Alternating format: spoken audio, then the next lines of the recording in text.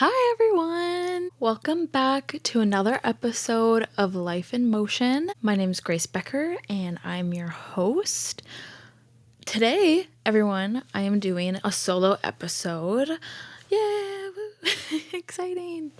I did a poll once on my Spotify account to see if people be interested in a solo episode or not, and two people answered.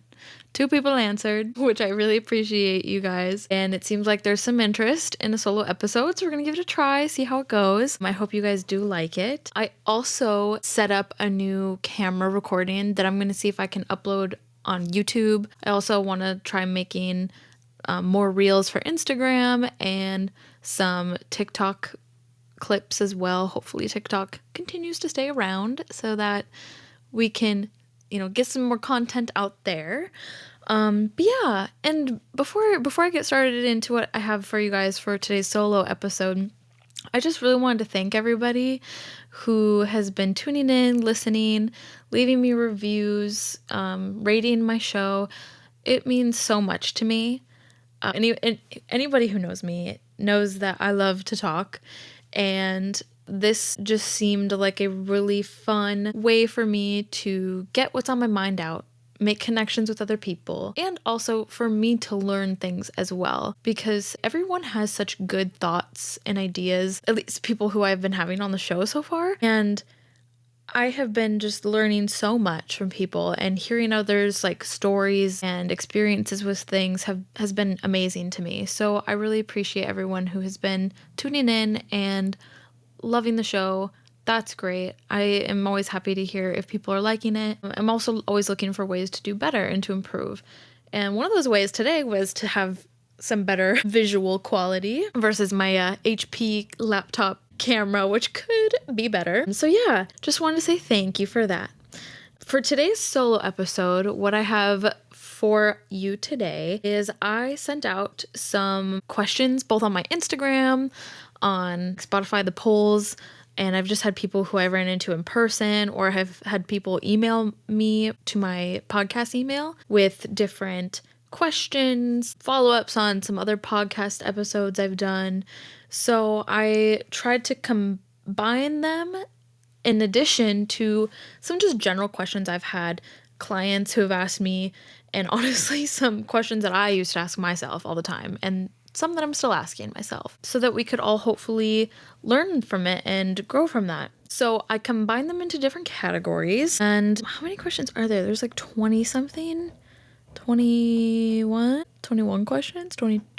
I'm not sure. I guess we'll find out at the end of this. If someone can keep tally, they can let us all know. But the first category is personal growth and self-discovery. So I thought we could just get right into it with that one, and then we'll end on some fun question notes and that are a little bit more personal towards me. The first question that I got from someone was, what is the most important lesson you have learned in life so far? I was a little intimidated, I'll be honest, when I read that question, because it's such a loaded question. What is the most important lesson you learned in life so far? I do like the so far part because I'm still learning and I'm still growing, and I hope that I continue to learn life lessons. But depending on the area of life, I think it really depends, because there's important life lessons that I've learned with family, important life lessons I've learned with relationships, like intimate relationships, and important life lessons I've learned with like my career or schooling or whatever it may be. So if you have your own personal important lesson that you've learned in life so far and would love to share it, I would love to hear it.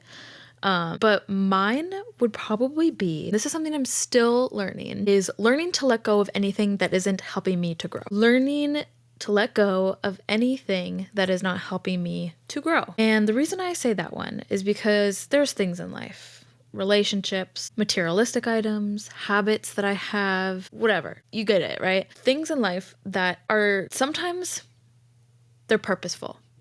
I don't know if any of you have heard that saying, people come into your life for a reason, some people come into your life for a season, right? Like that's kind of what came to my mind right away when I said the relationship one, is that sometimes there's people in your life who are there and who are lifelong people, like a partner or a friend.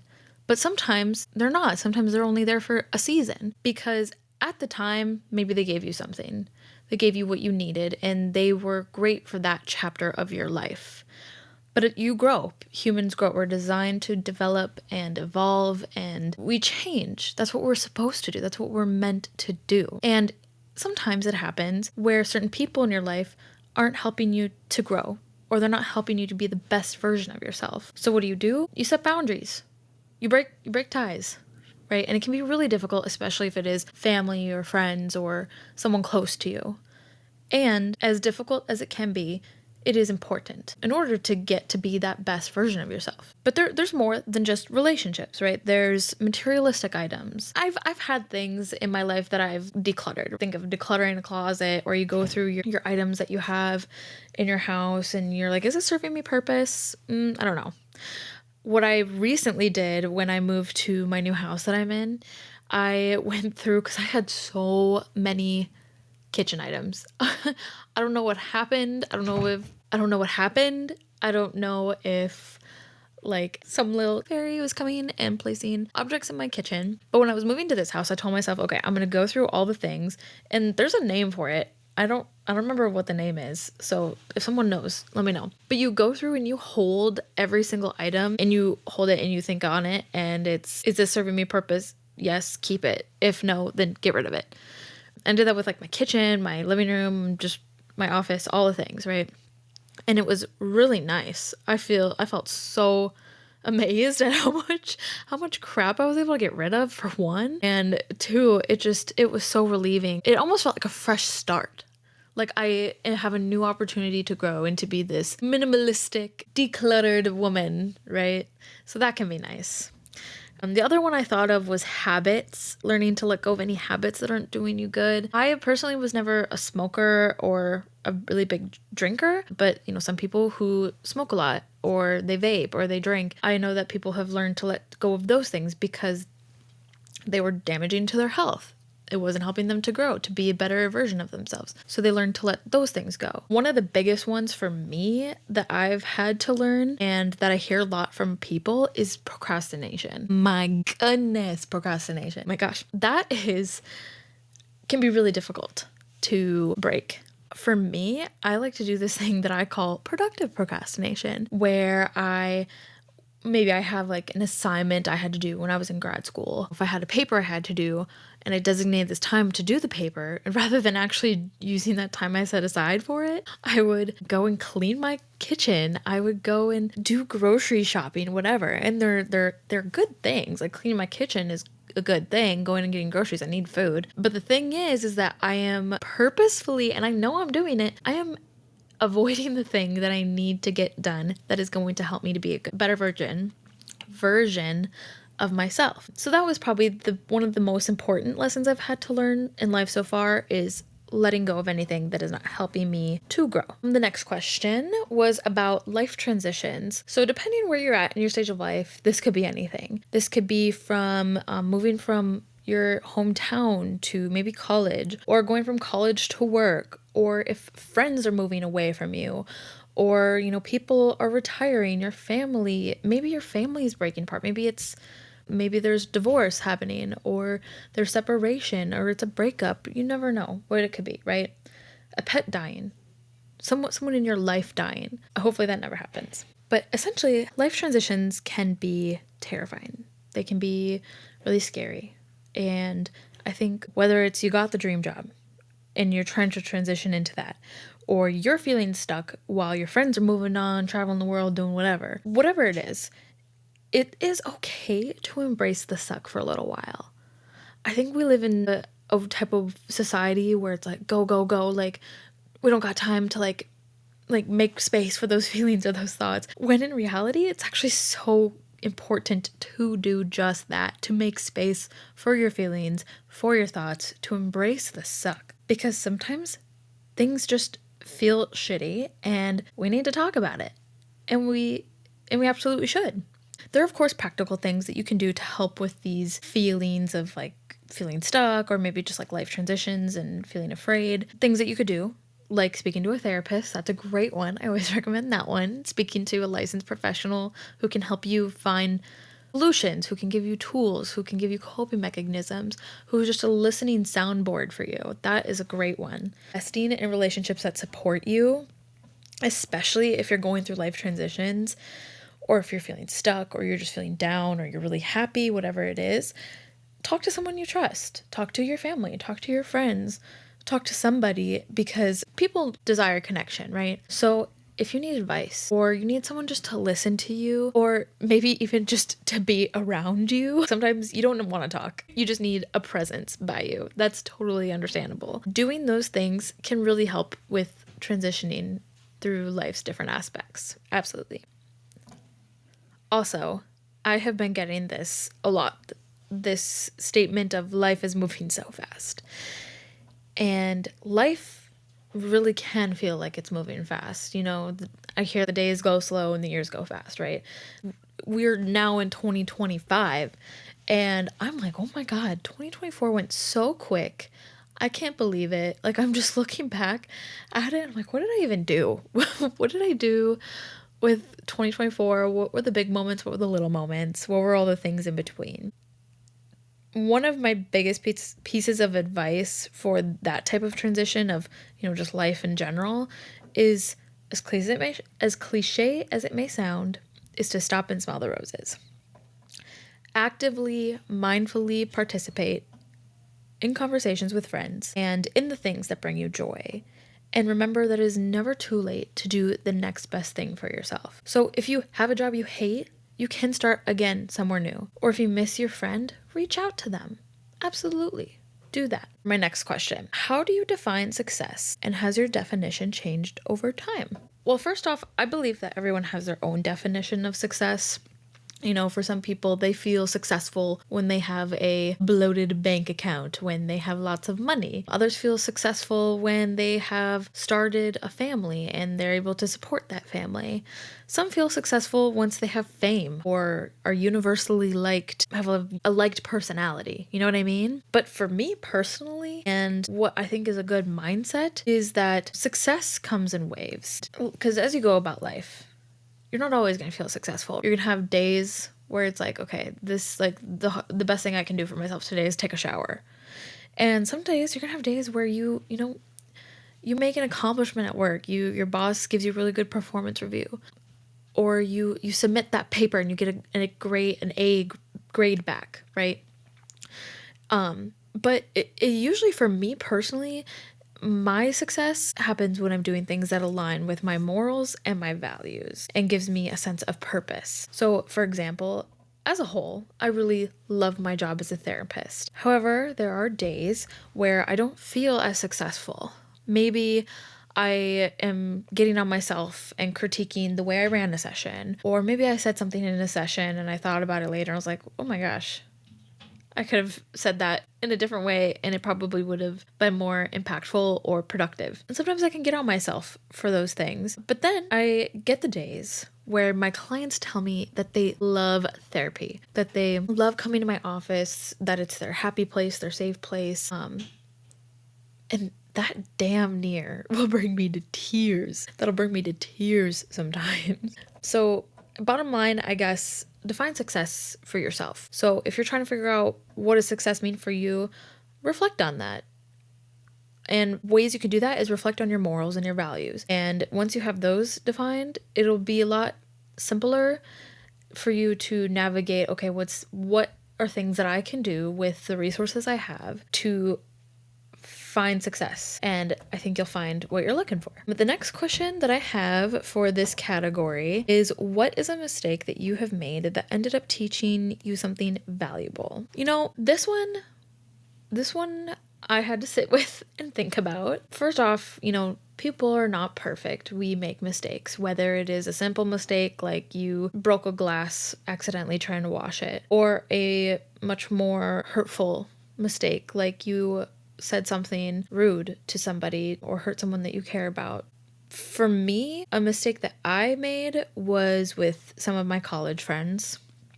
I was expecting relationships to stay the same, even as life circumstances changed. And this kind of relates with that one question about life transitions. But I had a really close friend group in college, and we were inseparable for a long time. We did everything together. We go to each other's dorm rooms. We plan vacations and spring breaks. And I loved this friend group.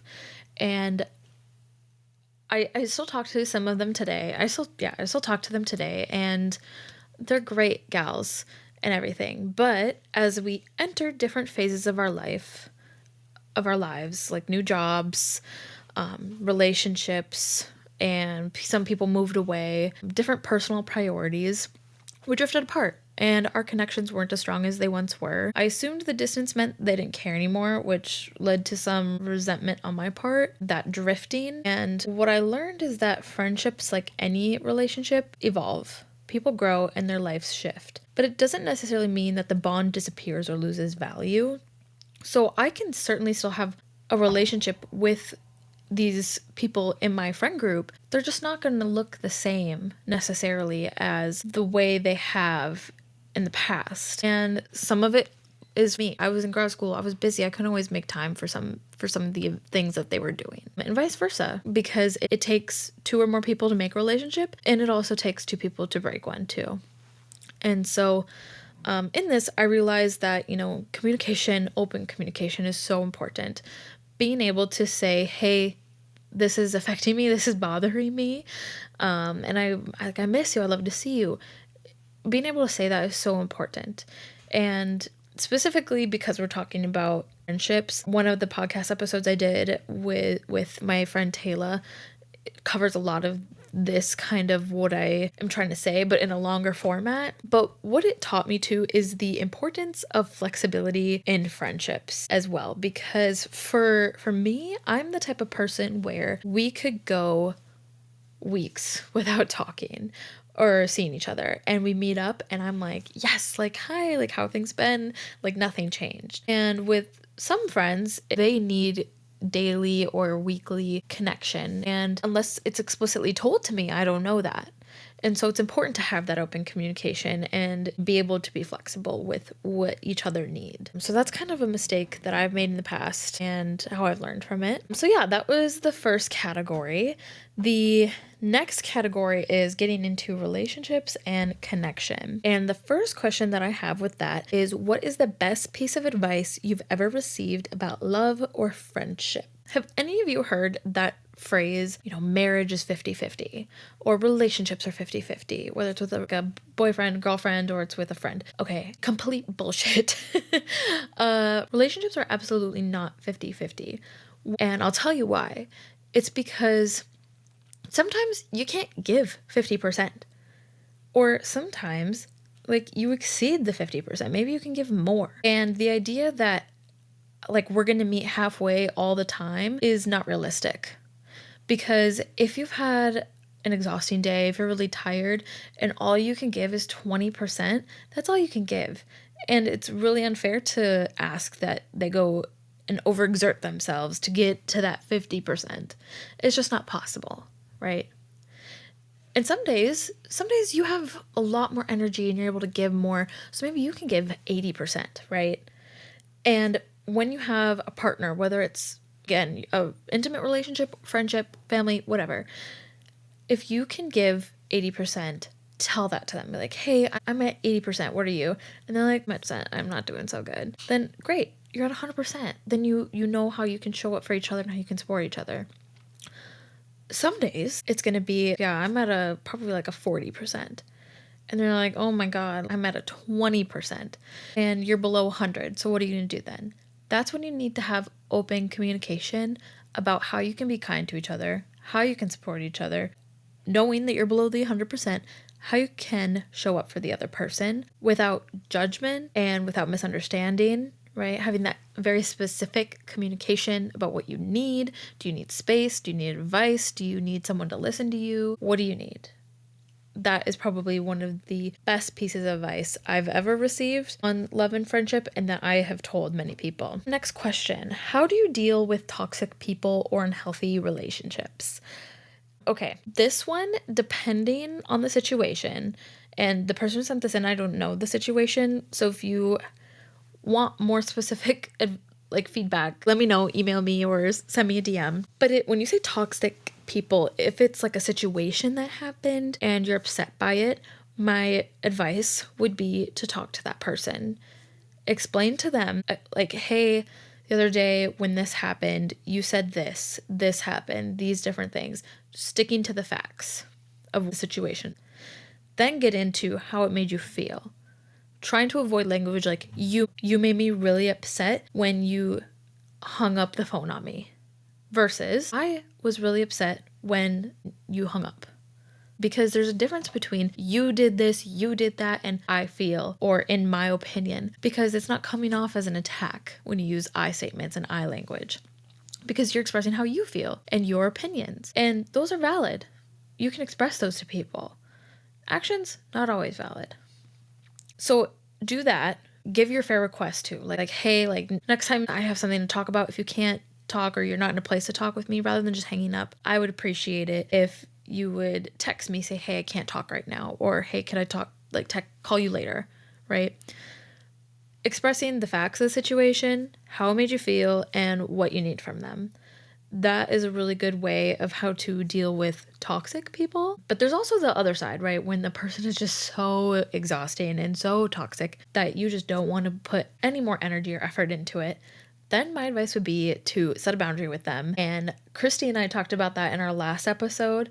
Essentially what you want to do is you want to stick with the facts, the feelings, but rather than give a request for something that they're going to do, because you can't force another person to do something, you would have to say something that you have control over, such as, I am walking out of the relationship, or I want to break up, or I don't want to talk to you anymore, or I am blocking you, whatever it is. And then do those things and then follow up with it. Because if you don't, then you're essentially telling that person that they could do whatever they want and you're not going to respond with your boundary. So that would probably be the one that I would say for how to manage toxic people or unhealthy relationships. In addition to, again, getting support from people, getting advice from a therapist, trusted friend, whoever, just to gain some perspective. Because sometimes we need that, and we need other people's advice and support in situations. So do that.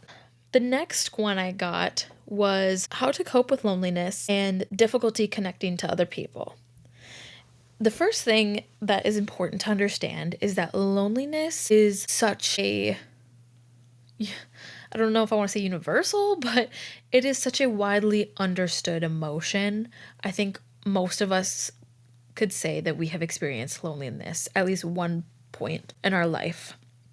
And you're not alone in feeling this way. And really important, try to avoid judging yourself for feeling lonely. Again, acknowledge it, give it its space, and try your best not to judge yourself, saying that, well, gosh, if you weren't so weird, maybe you'd have more friends. Because that's not helpful. That's not going to get you what you want, right? Try and challenge those thoughts and replace them with something more positive. Some other things that help with the loneliness and just difficulty connecting to other people, try and focus on building connections. So, for example, maybe you have one acquaintance that you meet every time that you go to that workout class, right? And maybe you've made friendly jargon before. Try inviting them out for coffee after your workout class, or, ask them if they want to join your book club or whatever it is that you have going on. Try and expand your social circle, reach out, and part of how you can do that and in being an approachable person is finding things that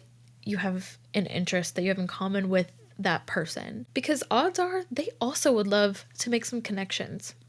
So if you're putting that, like you're bridging that connection, odds are they're going to also meet you there and bridge that as well. Okay.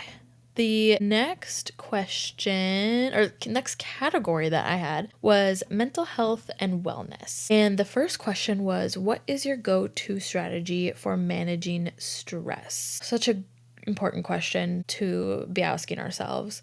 Well, it's different for everyone. For me personally, how I like to manage stress is through working out and venting.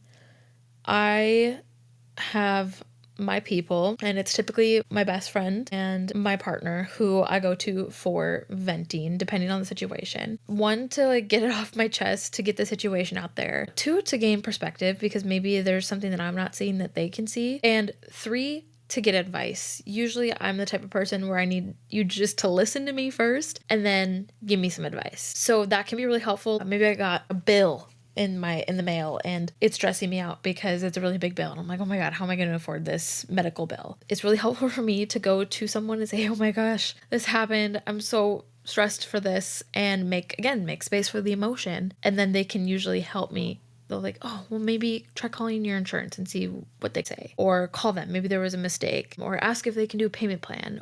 For helping to manage stress, it can be really helpful to know what coping mechanisms work for you. I know that when I get stressed, I tend to get anxious, and that's when I get really tense. I get like clammy. My heart will start to race. I stumble over my words. And what really helps me are some grounding techniques. I love box breathing. Box breathing, if you imagine the four corners of a box, you inhale for 4 seconds, hold for 4 seconds, release for 4 seconds, breathe as normal for 4 seconds, and you repeat that 4 times. That is a really quick, simple grounding exercise for me because it helps to self-regulate my body and then to proceed more mindfully in the situation. I also know that when I get stressed and when I get anxious, I also tend to ruminate and hyperfixate on some irrational thoughts that are not helpful to me. So I really try and to challenge those thoughts with more positive thinking. So, for example, something that I might be ruminating on with an irrational thought is, oh my gosh, like it's already Saturday and I have this event tomorrow and I don't know if I can go to it because I have to do this, this, and this. Oh, my friend is going to hate me if I can't come. They're going to be really judgmental of me and they're never going to invite me ever again to anything. Rather than thinking like that, without assumption, try my best not to assume, I could challenge the thought, because our thoughts, feelings, and behavior are all connected. And if I have the thought of, I can't make it, my friend is going to hate me, that's going to lead me to feeling really guilty. And then that's going to lead to me maybe acting in a way where I like plead with my friend. I'm like, I'm so sorry, like, please forgive me, sort of thing. When I did nothing wrong, I have nothing to be apologetic for. However, versus if I challenge the thought of, my friend hates me, they're never going to invite me to anything ever again, I could tell myself, you know what? Things come up. Things happen. My friend is an understanding person, and I'm sure they will be inviting me to the next gathering, right? I tell myself that. I try to challenge those thoughts. And then that makes me feel, a little bit more hopeful maybe. And then my behavior reflects in those thoughts and those feelings. So those would be some of my go-to strategies for managing stress, doing some grounding exercises, challenging irrational thoughts, and just doing, reflecting on what works for you. Like working out is a really good stress reliever for people. Sometimes being able to draw is a good one. Coloring, maybe there's a hobby you like to do that can help you to kind of release that pent up stress. The next question I had was, how do I balance work and personal life? Or how to balance that? For me personally, some of the ways that I do it, just to aid in it, is I do not have my work's email on my phone. I try and get all my notes done, all my work done at my office so that I don't have to bring my computer home with me and do things outside of my home. I try to schedule in time during my work day if there's things I need to be doing, and also setting boundaries with work, because the line can get blurry sometimes when you have work responsibilities and then you have your personal life. Maybe your boss is like, oh, could you take on this group project? Or, oh, could you please lead this meeting? You're just so good at it. And it's nice to be complimented and to be appreciated. Or maybe there's that sense of, I need to be taking on all these responsibilities in order to be considered a good employee. Set a boundary with that stuff. Say, you know what, hey, I don't think I can take on this meeting right now because I have all these other projects I'm working on. Totally understandable. So work on setting those boundaries. Hopefully a good boss will understand and respect it. Some other things that help with this work-life balance is prioritizing the things that really make me happy in my life. So for me, that's things like my cats. I love my cats, my friends, my partner, my family, my hobbies, working out. I try and make those a priority for the time that I have. 9 to 5, I am at work. I am present at work. I'm doing the things I need to do there. And sometimes maybe I'm at work and I'm like, oh my gosh, I have to fold my laundry, or oh, I have to go get this, this, and this at the grocery store. I'll make a note. I have a little notepad at my desk, and I'll make a note. Okay, go pick this up at the grocery store. Go do this, go do that. Text your sister back, do whatever. And so that when I'm clocked out, there's my personal life, there's my me time. I'm going to do those things. And if I have that free time, I'm investing my energy into my hobbies, like crafts, like working out, spending time with my family, my partner, my cats, whoever it may be. The next question was, how do you overcome feelings of self-doubt? One, I would say try to identify the source. Reflect on maybe what triggers your self-doubt. Is it rooted in fear of failure, perfectionism, comparing yourself to others maybe? Because understanding where it comes from can help you to address it more effectively. You know, when you say you have feelings of self-doubt, is it because you're afraid of failing? Is it because you think that there's this idea that you need to be perfect at it? Or are you comparing yourself to another person? It can be really damaging. So what you can do is you could try to challenge the negative thoughts. Try to identify, like write down your critical thoughts if you want to do that, and question their validity. You know, essentially you're going to be challenging the negative thoughts like we talked about earlier. Reframe them more positively. So things like, I'll never be good enough at this thing. Change it to, I'm still learning. It's okay to not have it down perfectly. A really great one that I love to ask my clients, if I notice that they're kind of having that self-doubt circle of like, oh, my husband doesn't love me, or I don't know, or I'm just not good enough for this, I'll ask them, well, what evidence do you have to support this doubt? What evidence, what facts do you have that can prove that your husband doesn't love you, or that you're not good enough for this thing that you worked really hard for, right? Looking at the facts, trying to challenge yourself in those ways, it can be really eye-opening and helpful. And the last thing I'll say with this one is set realistic goals as well, because it can become really easy to doubt yourself and your worth and your value if you're setting a really high expectation. Sometimes we have like long-term goals and we have short-term goals. And if we have a long-term goal of, I want to drop 50 pounds by summer, but we jump on the scale after we've only been working out for a week and we're disappointed when we don't see that we've dropped like 20 pounds, that's because that's a really unrealistic expectation for dropping 20 pounds in a week, right? So setting realistic goals for yourself, and honestly giving yourself like benchmarks along the way of, okay, if my goal is to lose 50 pounds by the end of the summer or by the start of the summer, then I'm going to make it a smaller goal to lose 1 pound a week, right? That is more realistic. So doing that can really help with self-doubt, because then you're not so disappointed if you don't reach that unrealistic expectation for yourself. The next category, we're moving on to the next category, is life purpose and decisions. The first question is, how do you figure out what you really want in life? To me, I always go back to my morals and my values. One, what are some of the most important areas to me in my life? What are the things I believe in? And how can that reflect in the things I do? And give yourself peace, give yourself some grace, because it can take time to figure out what you want in life. And it is never too late to start again. So say I go about life and I'm a therapist, right? And like 5 years down the road, I'm like, oh my gosh, I just, this isn't really filling my cup anymore. This isn't doing it for me. But I've already been doing this for years. How can I get out of this career now and move on to something different? You can. Life could end tomorrow. And as unfortunate as that would be, it also is a good reminder that life is too short to be settling for things that don't make you happy and that don't bring you a sense of purpose, of joy.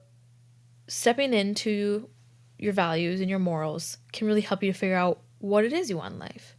Do you want to be the family person? Do you want to be like career oriented? Are you the type of person where you do really good with people? Or are you the type of person where you do better by your own, by yourself, right?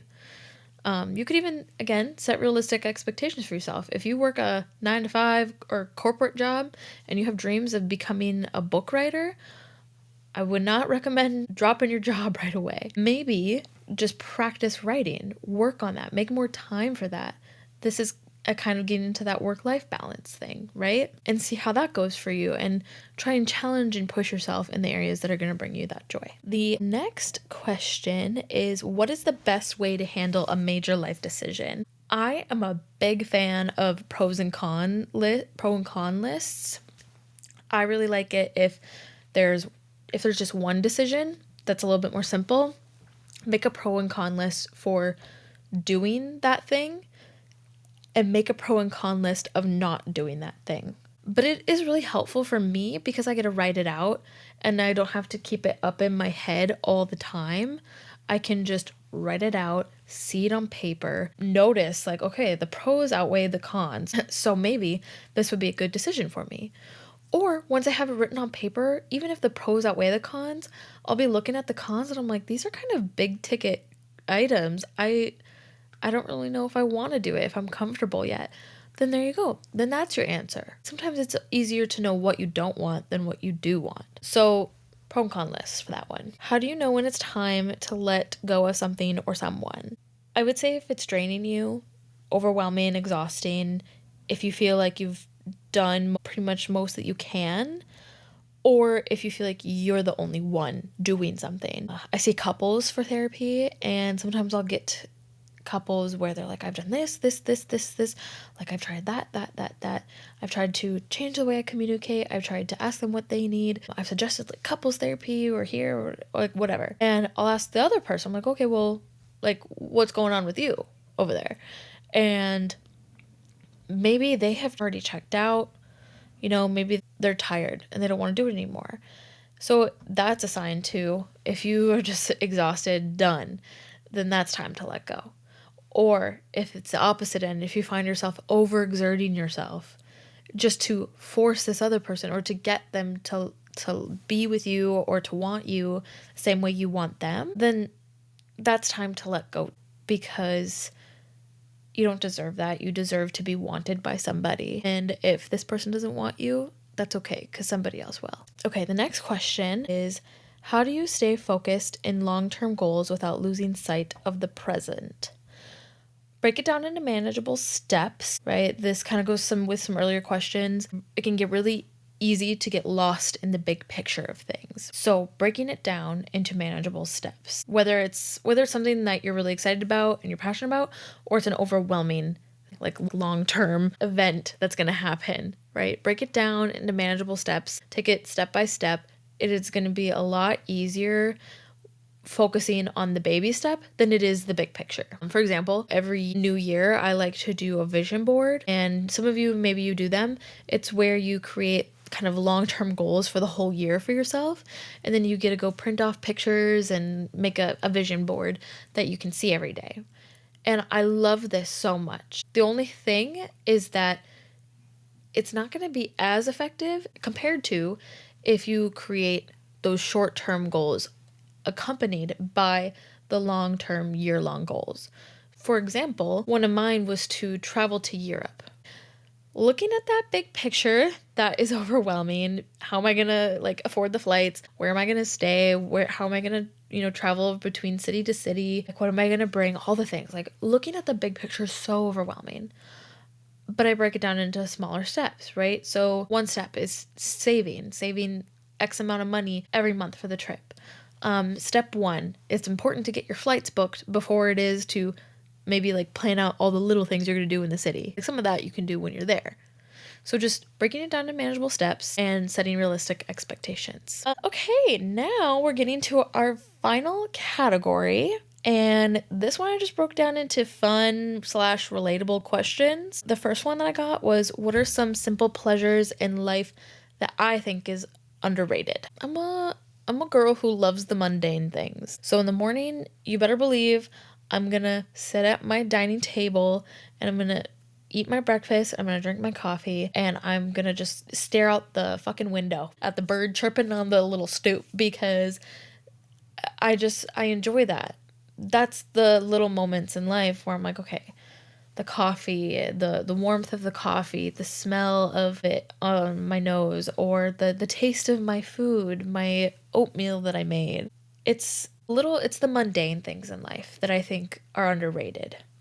The simple pleasures, such as the smell of autumn air or the feel of like a light mist on my face if I'm outside. I've noticed that I tend to enjoy the simple pleasures more when I take a minute to be mindful of my environment and I reflect on, okay, what do I feel? What do I see? What do I smell? What do I taste? And what do I hear? Go through all the senses. And if I am able to reflect on those things, I notice that I attach myself to that moment and I take pleasure in it a lot more than if I had it taken that time to be mindful in that moment. So yeah, that would be it. Next question. If you could relive one moment from your past, what would it be? I have no idea. I I have gone back and forth with this question because I almost didn't include it in here because things happen the way they happen. And the question didn't really say if I could go back to like change anything, more so just to relive it and to be in it again. I would say I would go back to a time when I could still be with my dad. If you don't like know like some of that personal background of me, my dad passed away when I was 11 years old, and I just don't really have a whole lot of concrete memories with him. I do have memories with him, of course. I was so young. I don't remember all the little details of everything. So if I could, I would go back to a time when I still had him here with me and I could relive those moments and be more mindful and enjoying that. Next question. What is your favorite way to spend a lazy day? Love this question. My favorite way to spend a lazy day, if depends. What's the budget? What's the budget looking like? Because if we're running on iPhones, we got money, then I would love it if I could go to a workout class. Afterwards, go get like a bagel or a smoothie at something, and then maybe go to the spa, get a massage. I love a good massage, so do that. Then like spend the afternoon with some friends or with my partner and maybe do shopping, just like go around like on a walk. I love to be outside, so maybe, you know, riding some bikes around or taking walks through some pretty trees. Can't really do that right now. I look outside and all I see is snow, so that's unfortunate. But yeah, doing something outside would be fun. And then probably like some dinner and some cocktails and watching some movies. Ideally, I would like to spend it with like people I love, doing the things I love, and with some good food and some good drinks. So whether I have the budget for that or I don't, doesn't matter to me as long as I'm with the people I love, doing the things I love. And the next question, what is something about adulting that no one warned you about? Oh my goodness, the endless stream of decisions. Oh my gosh, lately I've just been like, can I get a fucking break? Can I just catch a break, please? Because it's like, okay, what do you want to do? What do you want to do for dinner? Do you want to start investing? When is a good time to start saving up to buy a house? Oh, have you like gotten enough water in the day? Oh, you should really go work out. All of the life decisions. It's just like an endless stream of decisions that need to be made. And of course they need to be made. They're important to do. That can get really overwhelming and I'm just like, I need a break. So that's probably one of the things that I wish I had known sooner, is that it's gonna feel really unmanageable. Like there's just so many decisions you have to make in a day. If you can simplify something in your life, then that's fantastic. If you have the ability to, for example, get your groceries delivered to your home, do it. Do anything that can make it easier for you if that is what would benefit you, so you can then put your focus towards something else. Also, unless there's a time limit on something, take it one day at a time. The world's not going to end. Things are still going to go as they are meant to go if you don't make every decision in that one moment. So, adulthood is full of consistent decision making, both big and small. It can be exhausting. So be patient with yourself and take it one day at a time. Okay, the last question.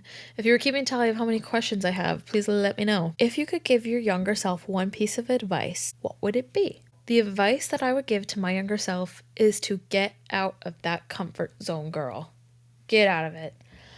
When I was younger, I was such an extroverted introvert. An introverted extrovert? I don't know how you would define it. With the people I was comfortable with, I was very extroverted. With people I was not comfortable with, I was very introverted. And sometimes, like, I would stop myself, I'd prevent myself from doing something I really wanted to do because I was afraid of being judged by another person, or I was afraid of not being liked, or whatever it was. I just needed to get over myself and step out of my comfort zone, because there's some times where I'm like, I really wish I would have done that. I regret maybe not doing it. And if I had just stepped out of my comfort zone and done it, I would have appreciated that so much more. And the thing too with that, specifically with that, is that people aren't noticing the same way you're noticing things. So if you are afraid to like go step out and participate in an activity because you're worried that you're gonna mess it up and people are gonna be judging you, people don't care. They're not gonna remember that in a week, maybe even a day. So just do it. Just get out of your comfort zone. Like, people are so focused on themselves that they don't have the energy to be focusing on other people, unless it's their job to be doing that. So that would be my advice to my younger self. And if you're listening to this and you've been struggling with getting out of your comfort zone, this is a sign. Do the thing that makes you uncomfortable, because that is where growth happens. But yeah, okay. Well, that was it. That's all I have for my questions. Please let me know if you liked this. This was my first solo episode. I don't know if I'm gonna do more or how often I'll do them. If I do more, I just wanted to give it a try, see how it goes, see what people thought. So let me know your thoughts on it, if you liked it, if you didn't. Yeah. Anyways, thanks so much for joining me today. And for listening, tuning in. I release episodes every Thursday, every week. So stay tuned for more content. If you want to get a hold of me, you can email me at life.motion24@gmail.com. You can also go follow me on Instagram at life.in.motion24. But yeah, I'm on Spotify, I'm on Apple Podcasts. I'm gonna see about getting a YouTube account set up, and I hope to post more reels and some TikTok videos. So stay tuned for that as well. But otherwise, I'll see you next week. Embrace the chaos and find the beauty. Bye.